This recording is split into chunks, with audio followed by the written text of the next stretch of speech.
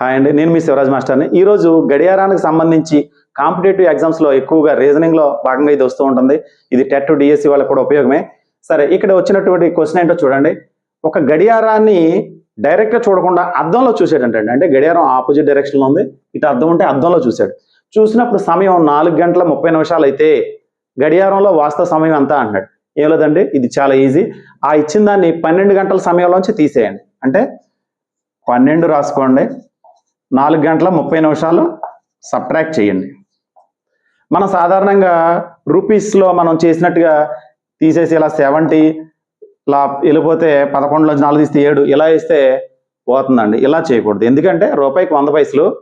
కానీ మనకి ఇక్కడ గంటకి 60 నిమిషాలు కాబట్టి దీన్ని మనం ఎలా రాద్దాం అంటే 11 గంటల 60 నిమిషాల కింద తీసుకోండి. 12ని 11 గంటల 60 నిమిషాల కింద తీసుకుంటే ఇప్పుడు 4:30 తీసేస్తే 7:30 వచ్చింది. అంటే గడియారం అద్దంలో 4:30 వేస్తే వాస్తవ సమయం 7:30 అయిందండి.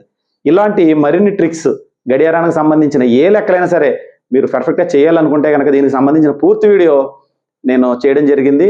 నా ఛానల్ మీరు సబ్స్క్రైబ్ చేసుకున్నట్లయితే ఆ వీడియోని చూసి క్లాక్ సంబంధించిన ఏ లెక్క వచ్చినా సరే మీరు ఖచ్చితంగా చేయగలరు.